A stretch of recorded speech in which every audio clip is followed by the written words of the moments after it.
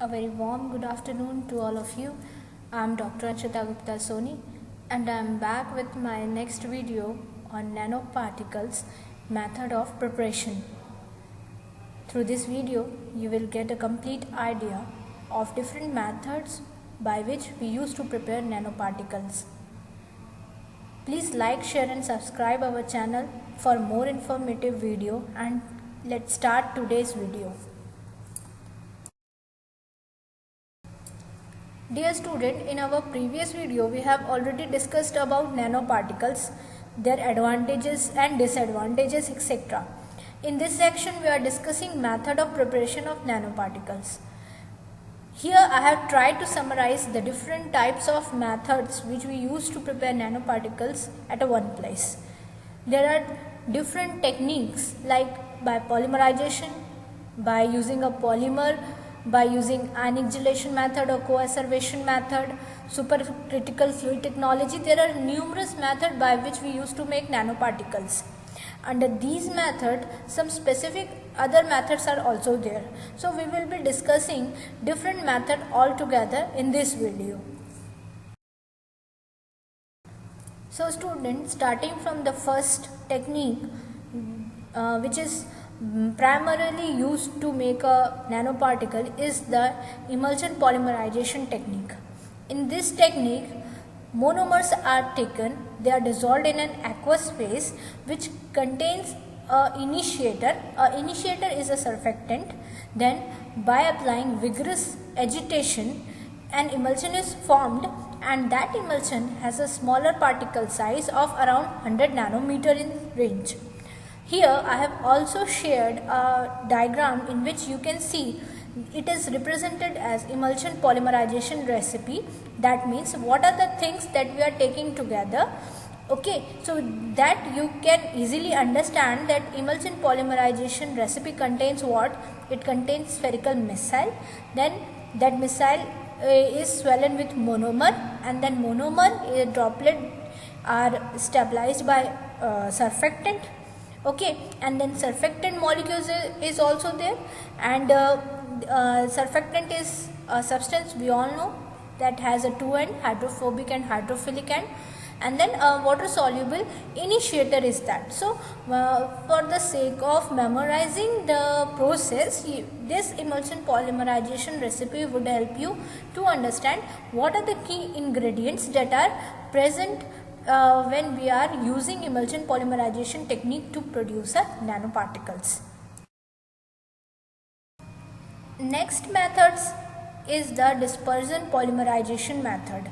In this method, generally biodegradable polymers are used. For example, biodegradable polyacrylamide or polymethyl methylcrylate. These are certain polymers that is used in this technique to produce nanoparticles. In this method, the biodegradable polymers is again dissolved in aqueous phase. Here also both the monomers are taken together. Then polymerization is achieved by the help of a gamma radiation or chemical initiation by combining them and heating them to a temperature above 65 degrees Celsius. In our previous method, we were using a surfactant or an initiator that we were calling it, but here we are using gamma radiation or by heating to a temperature above 65 degree Celsius. Then we used to get an oligomer, and that oligomer subsequently aggregate and they form a higher molecular weight precipitate and these result to nanoparticles. So this is the method is called as dispersion polymerization method. In this category, the next method comes is the solvent evaporation method. In this method, the polymer that we are using is dissolved in an organic solvent, either it may be a dichloromethane, chloroform or ethyl acetate, and then drug is also dispersed in the solution. Then the mixture is emulsified in an aqueous phase containing a surfactant. That surfactant may be sodium dictyl sulfate or a polysorbate or polyoxam or anything, or it may be a polyvinyl alcohol or gelatin. Then water emulsion that we have made, it is injected under sonication or microfluidization category through mechanical stirring. Okay, Then an emulsion is formed. The organic solvent evaporates by increasing the temperature and reducing the pressure with continuous stirring. So from the diagram you can easily understand that the drug and polymer in organic solvent is mixed with the continuous phase, that is aqueous phase. When it is, then O by W emulsion is formed, and when it is subjected to high temperature and reduced pressure, the organic solvent get evaporated and we recover in the form of micro or nanoparticles. Next to this comes solvent diffusion method. It is also a very common method that is used to prepare nanoparticles in laboratory scale. It consists of same, that is polymer in drug in partially water soluble solvent and an aqueous phase. Okay, so here also we used to dissolve polymer and drug in partially water soluble solvent. In our previous method, we were dissolving polymer and drug in a organic solvent. Okay, so this is the minor difference between both the methods. So it consists in the formation of conventional oil in water type of emulsion between a partially water mixable solvent containing the polymer and the drug and an aqueous solution containing a surfactant. Here also agitation is provided and solvent is eliminated and the nanoparticle is recovered. Next method comes double emulsification method. As from the name it is clear that double word has been used, means 2 times an emulsion is being formed. So firstly, drug in inner phase, aqueous phase, we are dissolving the drug, and polymer and drug again in the oil phase, agitation is done. So a primary emulsion, that is water in oil emulsion, is formed. Okay, then excess water is added. Then what happens, that water in oil in water, a secondary emulsion is generated, and by which we used to remove the solvent, and after the removal of solvent, drug loaded polymeric particles are recovered. Okay, so oil in water or water oil water means double emulsion is one method by which PLJ can be used to encapsulate hydrophobic and hydrophilic drugs in micro or nano scale. So this is the technique by which both hydrophobic as well as hydrophilic drug can be administered with the help of micro or nanoparticles. This method is called as emulsification reverse salting out method. The main difference comes from the composition of the emulsion, which is formulated from a water mixable polymer solvent like acetone and aqueous gel containing the salting out agent. So here also this process remains the same, that is mixing of organic and aqueous solution containing the drug as well as the polymer. The main thing is that it contains an additional agent, that is called salting out agent, which is added after the process of homogenization.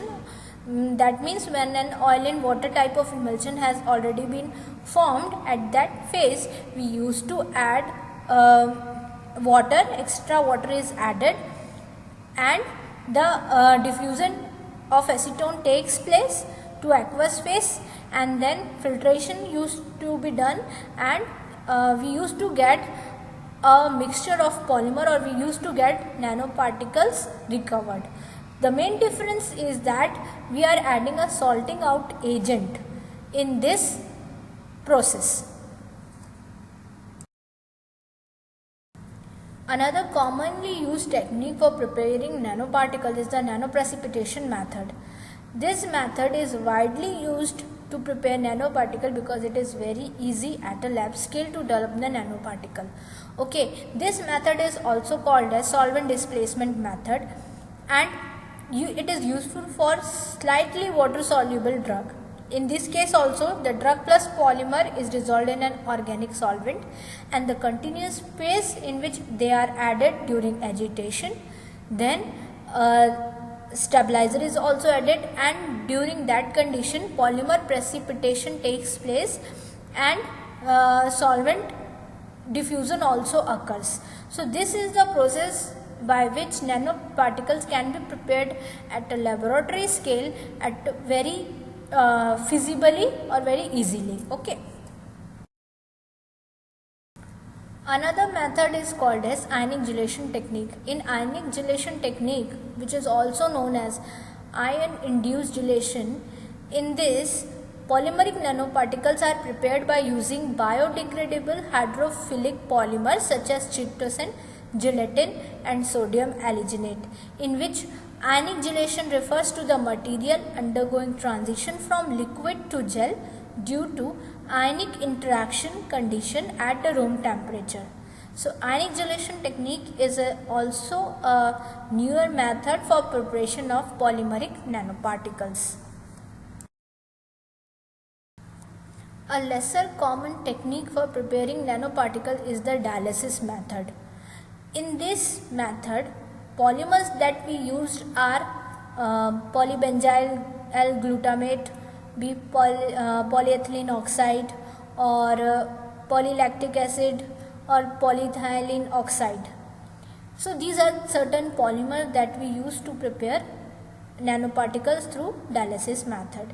Here also drug is dissolved in organic solvent, then this solution is added to a dialysis tube and dialysis is performed against a non-solvent mixable with the former mixable solvent. Then the displacement of the solvent inside the membrane is followed by the progressive aggregation of polymer due to loss of solubility, and the formation of homogeneous suspension of nanoparticles occur. This method is used at a larger level and lesserly it is used in laboratory scale. Next method comes interfacial polymerization. In interfacial polymerization, it is characterized by the polycondensation of monomers at the droplet interface, leading to the generation of mainly nanocapsules instead of nanosphere. As the method involves a step of polymerization of two reactive monomers or agent which are dissolved respectively in two phases, that is continuous and dispersed phase, and the reaction takes place at the interface of the liquid. From the diagram you can easily understand that between phase 1 and phase 2 there is a layer which is called an interfacial layer. Finally, the nanometer sized hollow polymer particles are synthesized by employing interfacial cross-linking reaction as polyaddition or polycondensation or radical polymerization, and effective formulation of nanocapsules are formed through polymerization of monomers. So you can understand that through interfacial polymerization, nanocapsules are generally formed by this method. Next important techniques come supercritical fluid technology, also known as SFC. Supercritical fluid technology is the most advanced technology for the preparation of nanoparticles. Supercritical fluid technology not only helps us to prepare nanoparticles, but it also helps in synthesizing and crystallizing, in drying, in mixing and dispersing, in addition, in extraction, cleaning, in foaming, in dyeing process, and in formation of film.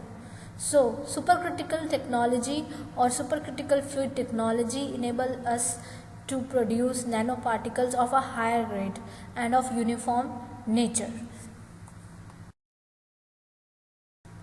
For the formation of nanoparticle, supercritical fluid technology can be divided into two branches, that is rapid expansion of supercritical solution and supercritical anti-solvent technique.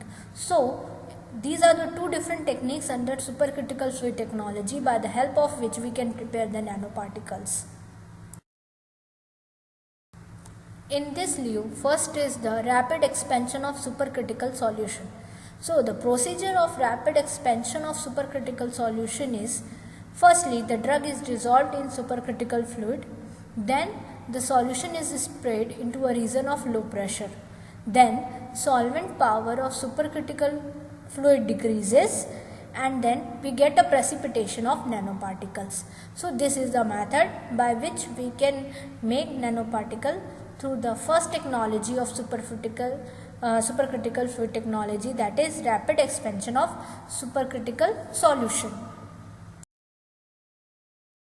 Next method comes supercritical anti-solvent method, also known as SCA method. In this method, the drug is dissolved in methanol, then the drug gets completely dissolved, and then it is a supercritical fluid is added. That supercritical fluid must be mixable with methanol, and then again it is sprayed on lower pressure area. Then precipitation of drug as a fine particle is recovered. Supercritical anti-solvent technique helps us to get nanoparticles with the help of methanol, by which we can recover nanoparticles. So student, here we come to an end of our video on the topic of nanoparticles method of preparation. Through this video, I have tried to summarize all the methods that are being used for the preparation of nanoparticles. Please comment and write whatever the doubts in the comment section regarding this video. Keep conceptualizing the matter, and thanks for watching our video. Stay home, stay safe, and do write your comment and suggestion in the comment box below. Thank you for watching our video. Please like, share and subscribe our channel for more informative videos.